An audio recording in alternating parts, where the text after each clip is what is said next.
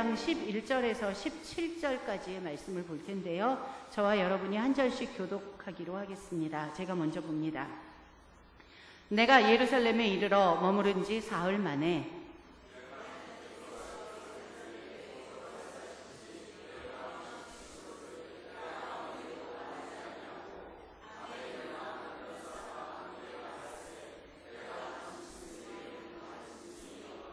그 밤에 골짜기 문으로 나가서 용종으로 분문에 이르는 동안에 보니 예루살렘 성벽이 다 무너졌고 성문은 불탔더라.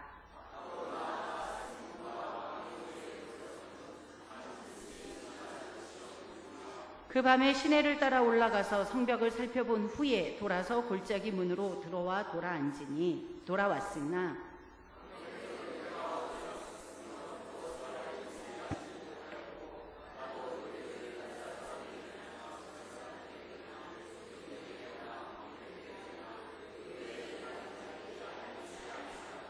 후에 그들에게 이르기를 우리가 당한 곤경은 너희도 보고 있는 바라. 같이 읽습니다.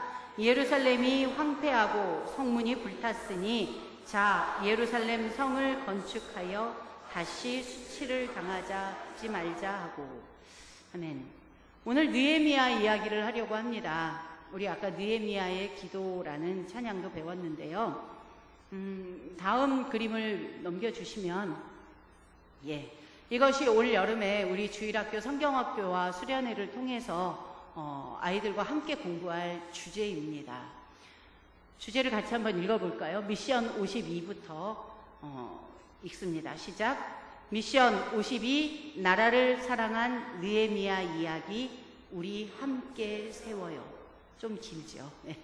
이것이 올 여름 성경학교와 수련회의 주제입니다. 공과는 모두 세 공과로 되어 있고요. 그래서 오늘부터 3주 동안 우리는 이 느헤미야의 이야기를 같이 살펴보고자 합니다. 그래야 우리 믿음의 어머님들께서, 믿음의 아버님들께서 우리 새끼들이, 우리 자식들이 뭘 공부하나 아시고 더 따끈따끈하게 기도로 도와주실 수 있을 것 같아서 느헤미야 이야기를 같이 살피고자 합니다. 이스라엘 백성들이 바벨론의 포로로 잡혀갔죠. 하나님 앞에 죄를 짓고 하나님께서 너희들은 포로로 잡혀갈 것이다. 70년 동안 포로 생활할 것이다. 하나님의 약속대로 70년이 지나자 돌아오게 하십니다. 3번에 걸쳐서 돌아왔죠. 첫 번째는 스룹바벨과 함께 귀환해서 성전을 재건하였습니다. 두 번째는 제사장 에스라와 함께 귀환해서 개혁 운동을 일으켰습니다. 그리고 마지막 오늘 주인공 느헤미야는 3번째 3차 기한의 지도자가 되어서 성벽을 재건합니다. 돌아와. 성벽의 재건에 걸린 날짜는 52일이요. 52일 만에 성전을 재건합니다. 그래서 미션 52라는 이 숫자가 그 성벽을 재건한 그 날짜의 숫자를 의미하기도 합니다. 여러분, 병원을 잘 가야 되잖아요. 좋은 병원을 가야 된다라고 이야기합니다. 왜냐하면 그래야 정확한 진단이 이루어지기 때문에 그래요. 바른 진단이 이루어져야 바른 치료를 할 수 있게 되어집니다. 실제적으로 오진도 많다고 하지요. 성벽 재건의 사명을 가진 느헤미야가 먼저 진단을 합니다. 그 준비 작업으로 예루살렘으로 돌아와서 무너진 곳이 어디인지 살핍니다. 마치 진단의 과정이라고 할 수 있어요. 오늘 저와 여러분이 살펴볼 느헤미야의 이야기, 첫 번째 이야기는 이 살펴보는 곳, 무너진 곳을 살펴보는 느헤미야의 모습을 우리가 함께 보고자 합니다. 3가지로 나누어서 볼 텐데요. 첫 번째는 느헤미야가 들었습니다.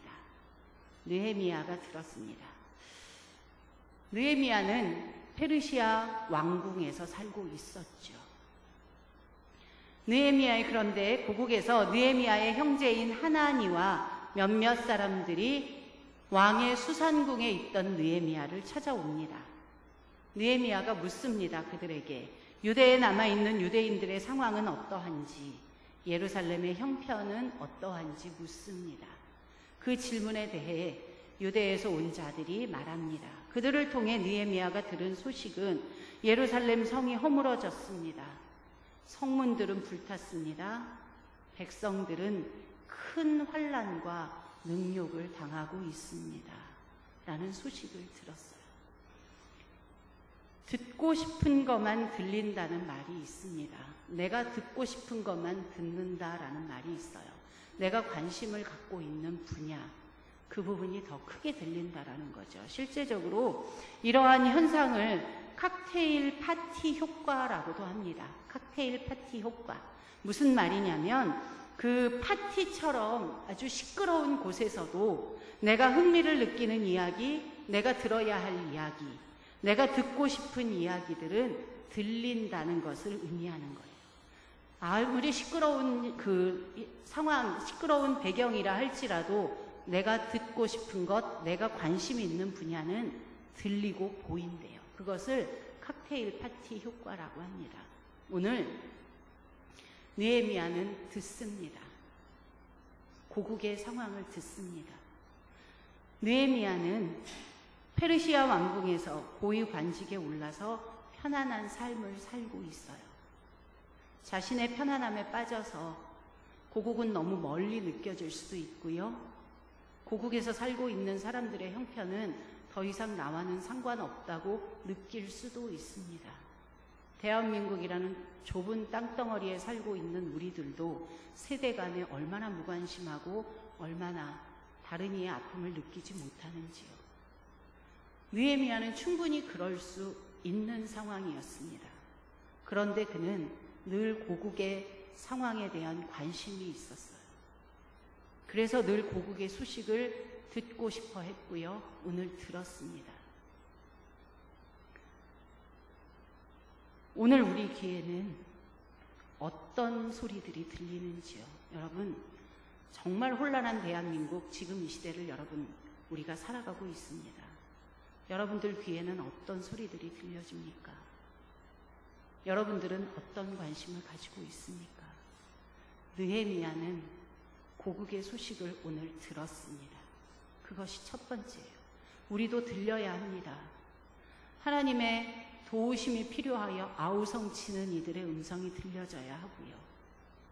힘들어서 눈물 흘리는 그들의 소리가 들려져야 하고요. 이렇게 무너져 내려가는 이 나라를 보며 이 교회들을 바라보며 탄식하는 하나님 아버지의 소리가 우리 귀에 들려져야 합니다. 두 번째는요, 느헤미야가 기도했습니다. 두 번째는 기도했습니다. 소식을 듣자마자 느헤미야는 기도합니다. 우리가 읽지 않은 1장 4절에 의하면 주저앉아서 며칠 동안 슬피 울면서 금식하며 기도했다라고 합니다. 나라와 민족의 형편과 처지에 대한 깊은 관심뿐 아니라 아픔을 함께 느끼고 있습니다. 공감이라는 단어가 있지요. 함께 그 감정을 내가 함께 느껴준다라는 거예요. 공감. 다른 이의 아픔과 슬픔을 함께 느끼는 것, 그것을 공감이라고 합니다. 우리는 뉴스에서 수많은 가슴 아픈 뉴스들을 듣습니다. 주변에서 수많은 아픈 이야기들을 접합니다. 우리의 마음은 얼마나 많이 공감하고 있는지요. 때때로는 언뜻 우리 스스로에게 놀랍니다. 너무너무 큰 사고에 대한 어떤 소식들이 들려오는데 우리의 마음은 정말 아무렇지도 않을 때가 있어요. 너무 무뎌질 대로 무뎌져서 아, 이런 사고가 또 있었구나, 그렇게 넘어갈 때가 많아요. 그러다가 어느 순간 나 자신의 무딤에 대해서 놀랍니다. 우리가 왜 이렇게 무뎌졌지? 나의 모습이 왜 이렇게 됐지? 기도할 수 있는 사람은 공감하는 사람이에요. 저 사람의 아픔이 내 아픔으로 느껴져야 기도할 수 있습니다. 아무런 감동이 없는데, 내 마음에 그것이 와닿지 않는데 결코 다른 사람을 위해 기도할 수 없어요. 느헤미야는 늘 고국의 소식에 관심이 있었고 그들의 아픔이 마치 자기 아픔처럼 느껴졌어요. 그래서 하나님께 기도할 때도 그렇게 기도합니다. 나와 내 아비 집이 범죄하였습니다. 나와 70년 전에 죄를 짓고 70년 전에 벌을 받고 바벨론으로 왔어요. 느헤미야는 내 조상들의 죄 때문입니다라고 얘기할 수도 있었을 거예요. 그런데 그는 공감하고 있습니다. 나와 내 아비 집이 범죄하여. 느헤미야가 기도합니다. 하나님의 약속을 온전히 믿으면서 기도합니다. 하나님, 이렇게 약속하셨죠. 만일 하나님께로 돌아와 계명을 지켜서 행하면 그 흩어진 사람들이 어디에 가 있든 다 모아서 돌아오게 하신다고 모세에게 말씀하셨잖아요. 모세를 통해서, 모세의 신명기를 통해서 우리에게 그렇게 말씀해 주셨잖아요. 돌아가겠습니다. 하나님, 기도하겠습니다. 우리가 하나님께로 돌아가겠습니다. 약속을 지켜주세요. 하나님의 약속을 의지하고 하나님의 약속을 믿고 기도합니다. 그리고 또 명확한 목표의식을 가지고 기도합니다. 그래서 하나님 아버지, 내가 아버지께로 돌아갈 것입니다. 가서 성벽을 재건하겠습니다. 이것이 나의 사명인 것처럼 하겠습니다. 오늘 나를 형통하게 하여 주셔서 왕에게 은혜를 얻어서 왕으로부터 원하는 바를 얻게 해주세요. 왕에게 허락을 받게 해주세요. 명확한 목표를 가지고 기도합니다. 현재의 상황이 아니라 약속에 근거하여 하나님께서 이스라엘을 다시 세워서 하나님의 나라로 사용해 주실 것을 믿었고요. 그 믿음이 그들로 하여금 이후에 보면 실제적으로 놀라운 일이 일어났죠. 52일 만에 그 많은 수많은 방해와 어려움에도 불구하고 성벽이 재건되었습니다. 어떤 이들이 이를 이루는가? 믿음으로 기도하는 자들이 이를 이루어냅니다. 지금 내 현실을 보는 것이 아니라 하나님이 약속하신 하나님의 말씀을 믿어야 우리가 행동할 수 있는 용기가 생깁니다. 그래야 일이 이루어집니다. 그런데 우리는 자꾸 마음이 작아져요. 뭘 해보려고 하는데 나 따위가, 나는 가진 것이 없는데, 나는 능력이 없는데, 지금 우리 형편은 안 되는데, 우리는 너무 주눅들어 있는데, 자꾸 우리는 하나님을 보지 못하고 주변을 봐요. 그러다 보니 우리에게는 기도도 용기도 행동도 하지 못하게 됩니다. 세 번째로 느헤미야는 살폈습니다. 간절히 기도했죠. 그리고 느헤미야는 하나님께서 인도해 가시는 과정을 통해서 그 과정을 따라서 성벽 세우는 일을 실제로 하게 됩니다. 먼저 하나님은 느헤미야를 왕의 술관원이 되게 하셨어요. 내가 그렇게 기도하였더니 왕의 술관원이 되었더라. 성경은 그렇게 이야기합니다. 느헤미야의 기도를 듣고 믿음의 기도를 듣고 하나님은 먼저 첫 번째로 왕의 측근이 되게 하셨습니다. 그리고 성벽 재건을 위해 예루살렘으로 돌아가겠다는 요청을 왕이 허락하게 하셨어요. 두려웠어요. 이런 요청을 한다는 것이 사실 쉽지는 않은 일이었어요. 그래서 2장 2절을 보면 왕이 묻죠. 느헤미야에게 너 왜 얼굴에 수심이 있느냐? 그 질문에 느헤미야가 크게 두려워하여 라는 구절이 있습니다. 사실은 왕에게 감히 이런 이야기를 할 수도 없었고요. 얘기한다고 해서 왕이 허락하는 것도 쉽지 않은 일이었어요. 그런데 하나님께서 그 모든 과정을 인도해 가셨습니다. 결국 왕이 내가 너에게 무엇을 해줄까? 어떻게 도와줄까? 라는 표현까지 그런 호의까지 받아가며 그는 예루살렘으로 돌아왔습니다. 돌아와서 3일이 지났지요. 그는 실제로 직접 예루살렘의 상황을 살펴보았습니다. 우리가 아까 읽었던 것처럼 내 하나님께서 예루살렘을 위해 무엇을 할 것인지 내 마음에 주신 것이 있는데 그것을 아직 아무에게도 얘기하지 않고 내가 밤에 조용히 가서 돌아보고 왔다라고 말합니다.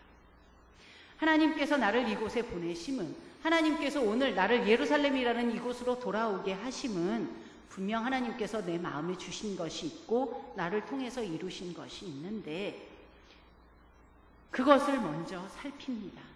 성벽은 이미 다 무너졌고 성문은 불타 있었다라고 들었어요. 이미 그런 이야기를 알고 있었습니다. 그럼에도 불구하고 그는 직접 나가서 살펴봅니다. 얼마만큼 무너져 있는지, 얼마만큼 비참한 상황인지 그는 살펴봅니다. 가서 보니 실제로 성벽은 다 무너졌고 성문은 모두 불타 있었습니다. 상황을 파악하고 돌아온 느헤미야가 백성들과 지도자들에게 이 사실을 이야기하죠. 그리고 자신의 소망을 함께 나눕니다. 성벽을 재건하자고 권면합니다. 자신에게 주신 소망을 그 공동체 구성원과 나누었습니다. 아무리 느헤미야가 위대한 지도자라 할지라도 혼자서 할 수 있는 일은 아닙니다. 이어지는 3장에서는 그 모든 사람들이 나누어서 일을 했음을, 그 다음은 어느가, 그 다음은 누가, 그 다음은 누가 그렇게 함께 협력하여 나누어 일했음을 3장에서 이야기해 주고 있습니다. 여기까지 온 것이 다 하나님의 도우심이었다라고 그들에게 이야기합니다. 18절 말씀은 느헤미야가 이스라엘 백성들에게 한 이야기 중에 한 부분입니다. 하나님의 선한 손이 나를 도우신 일과 왕이 내게 이른 말씀을 전하였더니 모두 힘을 내어 이 선한 일을 하려 하였다. 내가 오늘 이 자리에 있었던 것은 하나님의 선한 손의 도우심이다. 왜냐하면 나를 통해 이루실 하나님의 큰 일이 있기 때문이다. 여러분, 오늘 여러분들이 지금 이 자리에 계신 것은, 오늘 여러분들이 지금 여기까지 살아오신 것은 하나님의 선하신 손의 도움이 있기 때문입니다. 왜요? 우리를 통해서 무너진 곳을 살피게 하시고, 우리를 통해서 기도하게 하시고, 우리를 통해서 용기를 내어 그 선한 일을 하게 하려 하심이에요. 이제 우리는 이스라엘 백성들처럼 말해야 합니다. 우리 모두 힘을 내어 이 선한 일을 하겠습니다. 라고 고백해야 합니다.